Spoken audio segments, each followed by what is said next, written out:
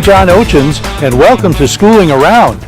It's a new school year, and we have a new superintendent. Today we visit with Tim Throne to talk about the upcoming year. Then we move to the International Student Program and talk with Chun Chun Tang and Jill Lamone about what's going on there. Then it's to teacher Dan Balsley with some auto tech talk. Last but not least, Joe Amabile's I'm Third gets ready to roll for another year. All coming up on Schooling Around.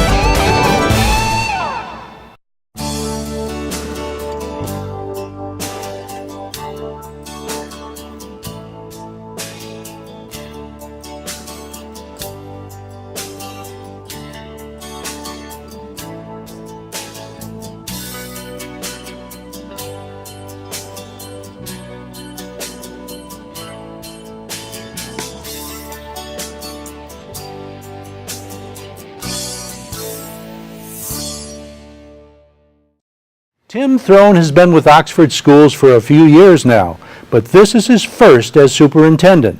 He got his start last spring as he and the school board navigated a sea of controversy about several issues, including a revised athletic code of conduct, budget issues, and the possible building of an International Residence Academy dorm.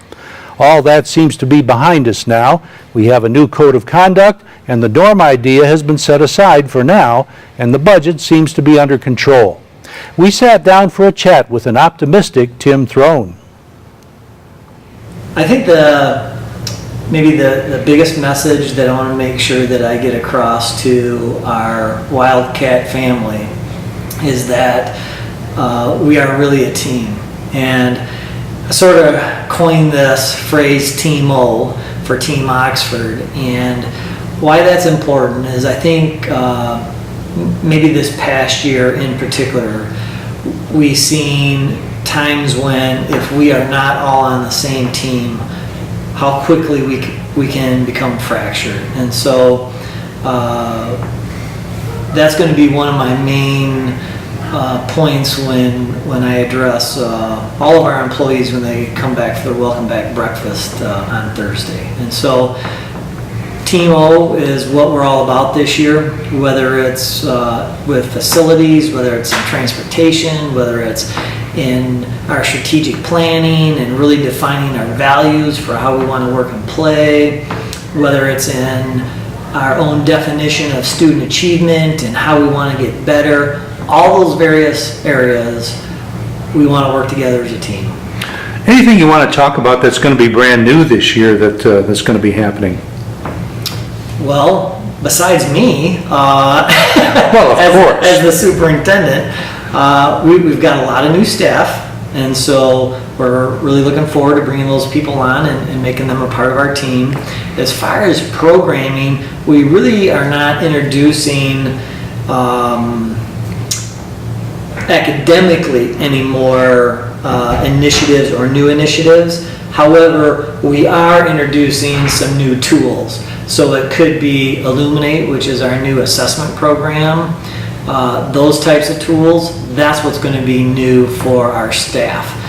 The students will be introduced to them because at some portions the students will be utilizing those applications, but for the general public, probably most of the changes will not be out front and center. It'll be stuff that happens in the background. Do you have any big concerns? I mean, you talked about Team O, which addresses some of that, but as far as, is there anything you're particularly worried about this year, financially or building-wise, or anything on your mind? Well, only being on the job a few months, I've realized this. There are more things to worry about than what I personally can handle. I have to have enough trust and faith in the people that we've hired to do their jobs. Yeah, there's a lot. Do I worry about finances? Yes. I want to make sure that at the end of the day, we're running in the black.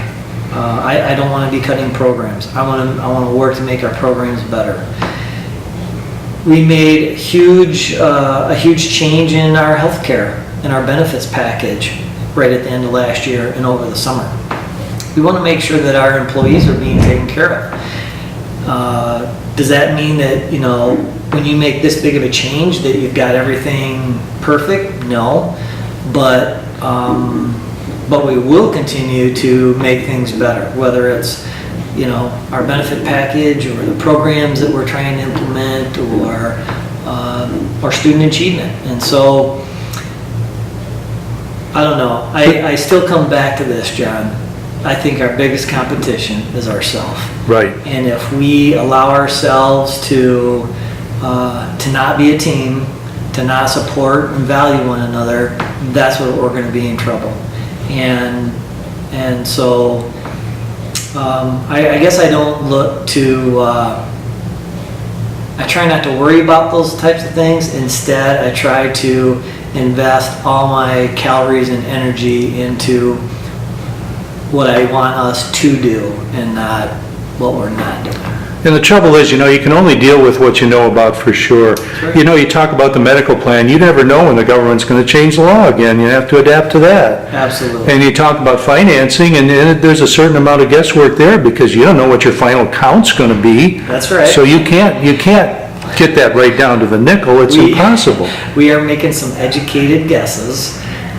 Whether it's how many kids we're putting into a classroom, and I mean, as of yesterday, we were adding some more sections both at the high school and some early kindergarten classrooms, adding another position. I mean, it is just not only daily but hourly things are changing, and so. We want our people to know, we want our community to know that, we're making the best decisions possible for our students and the community, and that's what we're up to. Any major projects you're working on for I know the strategic plan is one of them. Strategic plan is going to be a part of this year, and again, I think that's not only defining what our values are of how we want to work and play, but I don't know, I'll just say probably the biggest component of that strategic plan is defining student achievement. We know we want student achievement to go up, but how does that look for us? Is it just one score? Is it a multiple of scores? Is it test scores as well as other behaviors that we're looking for? And so those are tough questions. It doesn't mean that they're not really good questions. It just means that there's not easy answers. And so we'll be working on that throughout the year. Yeah, so is the goal to have that complete by the end of the school year? Yes. Or Yes. Okay. And along with that whole strategic planning process, we are being reviewed by Advanced Ed this year, which is our accreditation. And so we will be having a visiting team come in, I believe in January, and they will basically look at how we have, how we've performed, what we have written into our school improvement and district improvement plans, what our plans are going forward, and basically how we're holding ourselves accountable to that. And so the whole Advanced Ed piece is going to be a big component this year. Did they select districts randomly to? No, I want to say I think it's a 5-year cycle, maybe 4 or 5, but I think it's a 5-year cycle that every 5 years a visiting team comes in and basically, I'll say, validates or ensures that you're doing what you're telling everybody. And once you know your first year on the job, it's your year. That's right. Way to go, Tim. Now, you know all the stuff that's going on with the international program this past year. It seems like a lot of that has gone away, at least temporarily, although the program itself seems to be thriving. We got a good number of students coming in. Any thoughts on all that stuff? I think I'll just come back to pretty much my original take from the community that I got during the superintendent search process, and even in the late spring and summertime. This is where I think our community is really at. We want our students to gain international skills that will help them not only going on to a college or university of their choice, but whatever career choice that they pick. And by introducing international students, we just want to ensure that our students aren't somehow disadvantaged. And so we've put some things in place to make sure that that doesn't happen. And at the end of the day, the additional revenues that we're generating are going right back to our students and enhancing the programming and the facilities and all the types of activities that that goes into funding what our own students do. And so, yeah, I think we've made great strides. Are we there yet? Nope. We need to continue to work on it every year to get better and better. Just like our virtual academy, boy, we've done some really great things this summer. We continue to grow and expand and enlist new partners, and so all good things.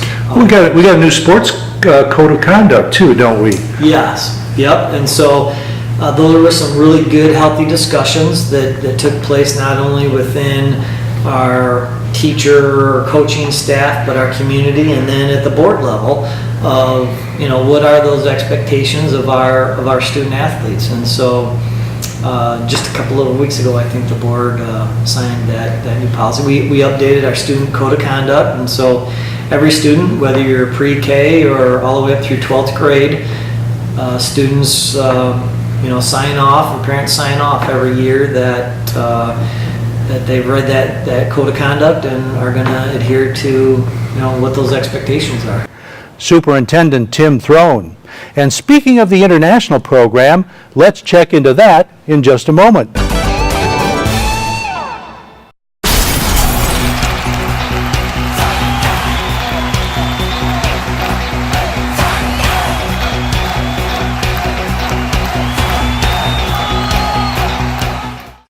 Chun Chun Tang and Jill Lamond are co-directors of our international student program. They have a big job, making sure that over 90 kids have a place to live and blend in with their new surroundings and people. We spoke with Jill and Chun Chun about the kids and how it's going. Well, we're very excited to kick off this school year with a robust and large cohort of international students. We have 93 international students in our program. How many? 93. Wow. What's the breakdown as far as nationality goes?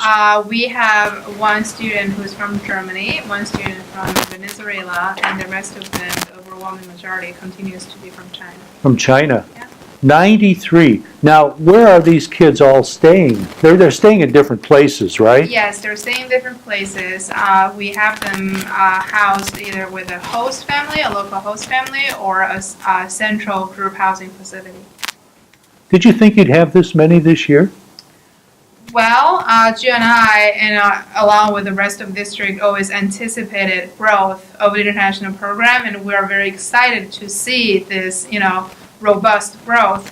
I think, more so than the numbers, it is on us to make sure that every single one of these students is successfully acclimated into our building, and they can be an integral part of the Wildcat family, and they can, at the end of the day, give back and add to our community. As I told you before the interview, I ran into a fellow who works for the Wei Ming organization, and I said, are there any other schools? I asked him, are there any other schools in southeastern Michigan that take in a lot of international students that you know of? And he says, Oxford takes in probably more than just about anybody. And I found that very interesting, and that's great. Mm-hmm. That's great. All right, so the Chinese kids who come to this country and are involved in this program, what amazes them most the first day of school, when they arrive? What amazes, and meet their families or whatever, what amazes them most? Mm-hmm. I'm going to ask Jill to chime in a minute, but we did have a very comprehensive 3-day orientation for the students last week, and they were amazed and excited by anything and everything. They were excited to learn about our lockers. They don't get lockers. They're not used to using lockers when they were, schooled at home, and they're excited to see our building, and it's quite a challenge for them to get oriented into a large building like ours. They're excited for the food. They're excited to meet their teachers, and pretty much about everything. They're very open-minded and very adventurous. I think that we're really excited to welcome these students because they must be adventurers to have come over here and risk takers, and that excites us to be working with that kind of population of people, of individuals. These particular kids have talked about the nature. I know that I was driving some of the students the other day, and it's very profound to them that we have so much green and just trees and natural, natural things around us, and also the water. So, we're driving through Lake Orion and seeing the many lakes on our way into Oxford and all the different lakes. Also, they were really excited about some of the different foods that they were able to try during orientation and in their host homes already. I'm excited to report that some of the host families have said their students have taken them either to a Chinese market or just to the international section of like a Meijer or Kroger and have cooked for them some of their native dishes and shared some Chinese recipes already within the first weekend. So that's really neat, and that's kind of like what we're doing here. We're trying to exchange our cultures. So we've been really excited to work with this group especially. Yeah, how many of the kids are staying? There's like a dorm facility in Troy, I believe, that some of the Wayne Main kids are staying in. Is that right? That's correct. But we have about a little over 20 students who are staying in host homes. In homes? Okay. I've chatted with some of these kids like during orientation, and we've talked about this before.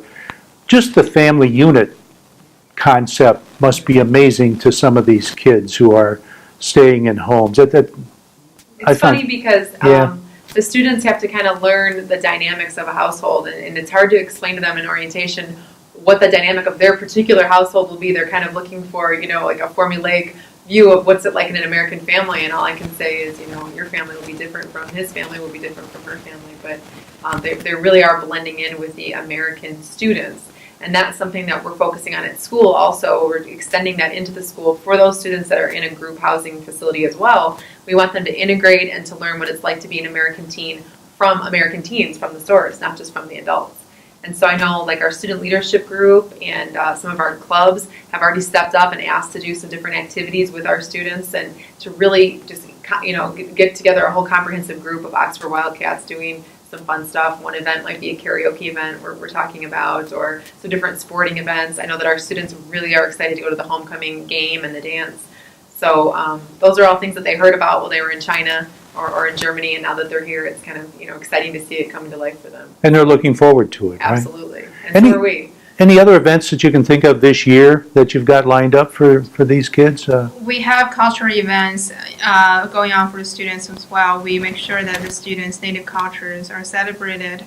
And again, we do it in a manner that the entire building, our entire student population, not just the international students, will get to observe and celebrate this, cultural event. So we have the Mid-Autumn Festival coming up on September 27th, so that last week of September.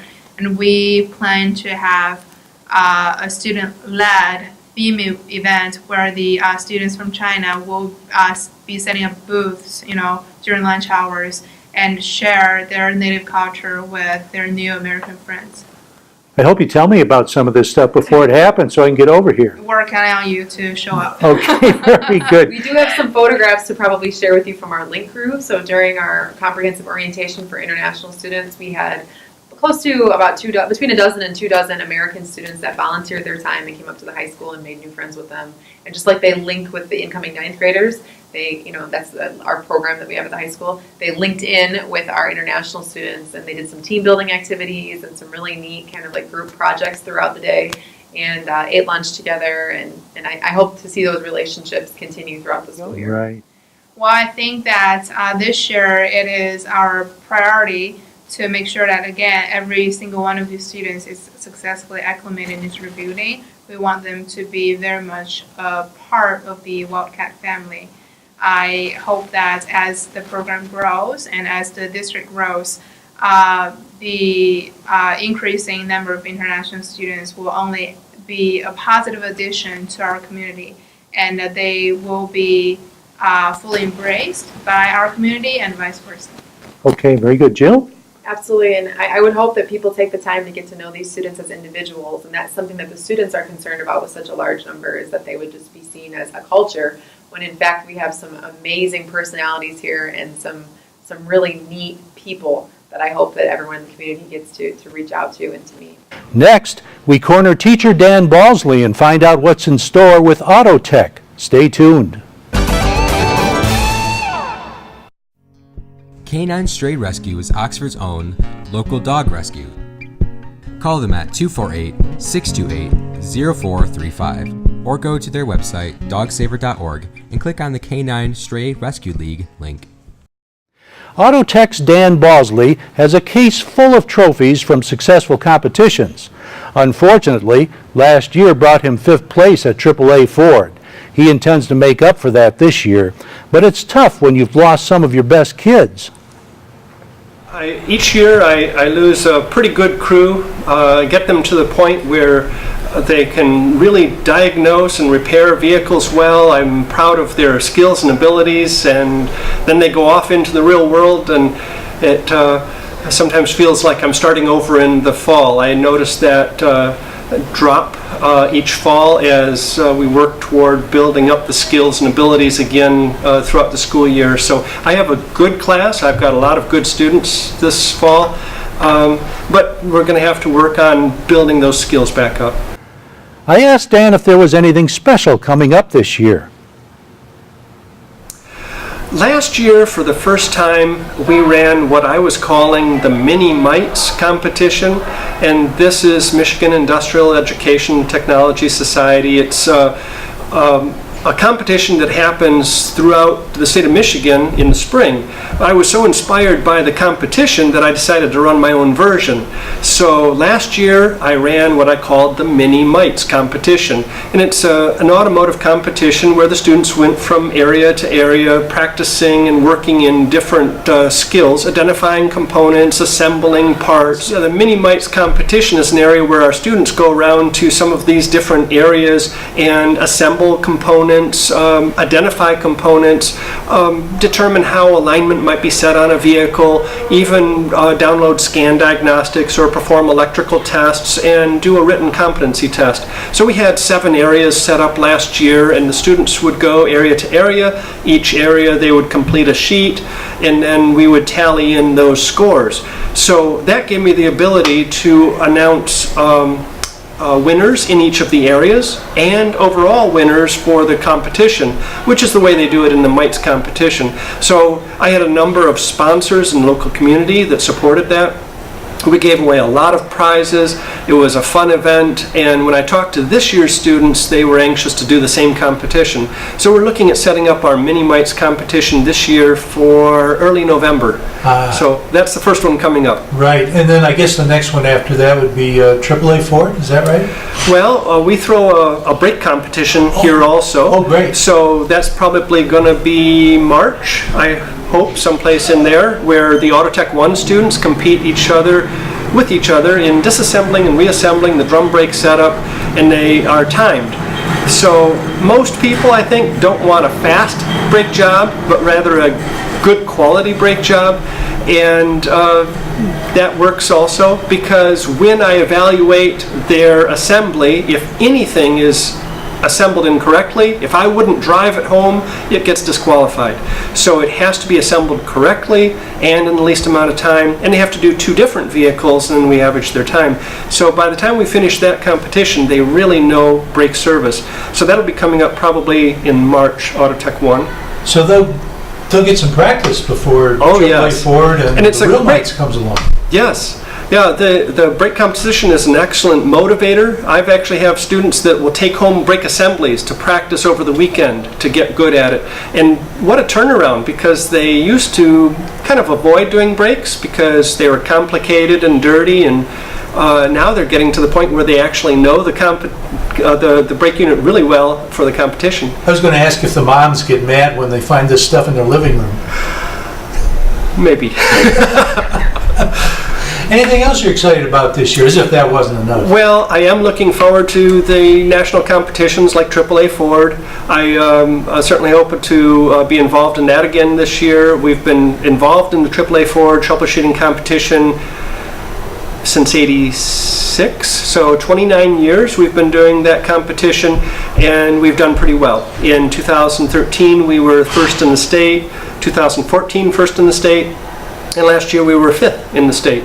So I'm looking forward to being involved in that again, and of course the mites competition in the spring. Well, we hope you can add to your trophy case this year. That's great. I hope so too. Yeah, have you heard anything back from the kids who got scholarships who are going on to college from last year? Yes, some of them will stop in. I have one student that stops in on a regular basis, and I'm very proud of his success. He got scholarships in AAA Ford. He's actually attending college. It's a $30,000 college for $50. The rest is being covered by the scholarship. He was a AAA Ford state winner and national contestant. So, when are you going to start the car club? Probably first week in October. I have slated the 6th. And once again, that's for anybody who wants to join. Yes. Right? So if you're interested in cars, I tell the guys that if you think about cars, dream cars, have pictures of cars, talk about cars, you're probably a candidate for the car club. All right. He's somebody that's passionate about cars. We meet on Tuesdays right after school from 3 to 4:30. I'm Third is a group of high school kids dedicated to helping others, and they'll be swinging into action soon. Don't go away. Hey Lakeville, you're watching OCTV. I'm Third is really a national organization designed to help the less fortunate. The concept is your supreme being is first, others are second, and you are third. Here at Oxford High, teacher Joe Amabile is in charge. We met with them last spring to talk about what they do. What are some of the places that you went to this past year? Gleaners. Grace Center's a home, that was like my favorite one. Fulton Center. The Grace Center of Hope? In Pontiac. Okay. And how often do you guys get out? Do you get out every week? Every 4 It weeks. ranges. Yeah. Every fourth Thursday of the month. Every 2 weeks. So once a month anyway, you guys get out to someplace, right? Yeah, at least once a month. At least once. I think we had about 40 different opportunities this year. 40? Yeah, Well, there is opportunities every week. yeah, there are. Every week there's opportunities. There's the one that's consistent is the backpack program.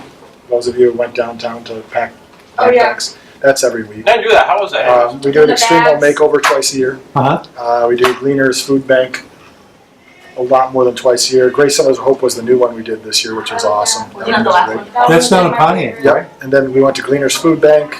I'm not sure, what else did we do this year? Well, 5K, 10K run. 5K, 10K That was run. You It's guys the very remember beginning of the year. It's just every year the need seems to fluctuate just a little bit, so. So how many kids are involved? We got quite a room full here. I feel like there's a lot more that There's more at the beginning. At the end, it kind of dwindles down. That's what I was telling you. Well, you probably have some kids involved in sports and stuff that can't be here, right? Yeah. It's good because it's really flexible with sports. Like I did more stuff in the winter than I did in the spring because I'm a spring athlete. Uh-huh. So it's like good that you can still be a part of it even if you're like an athlete. So who can tell me, what, is there some particular thing that affected you most in your experience with this group during this past year? And I can hear from more than one of you. Volunteering can be probably the most fun you can have. It's a great way to meet new people. It like makes you realize how fortunate you are and like giving back to people that like aren't as fortunate as you. Like makes you feel really good about yourself. Is anybody else? Hearing other people's stories at Grace Centers of Hope is cool. Makes you not want to make the same mistakes they did. Yeah. Is there any particular thing that you guys saw that just really knocked you over? How many people really needed the help and support? Yeah. Were you amazed at how many people were at these places taking advantage of them? Yeah. Yeah. Lots of people. Okay. Lots of kids too. Children. Kids? Mm-hmm. What was your favorite thing about it? Is there one favorite experience you can think of? Giving them hope. Just getting down there and helping out. Yeah. Gleaners. Gleaners is the best. I think Grace Centers of Hope. I always worked in the kitchen, and just talking to the cooks, they were just some of the coolest and nicest people ever. Yeah. I gotta say. At Grace Centers, a lot of the people there, well, all the people there are homeless and trying to get back on their feet. So Really? the conversations that they have while they're actually making meals with them, it's just, it's Yeah. priceless. They meet the third Tuesday of each month with many activities in between. That's schooling around for this week. Thanks to Kyle Snage at the controls, Dan Zweiss at the editing desk, and you for watching. This is Oxford Community Television, keeping it local.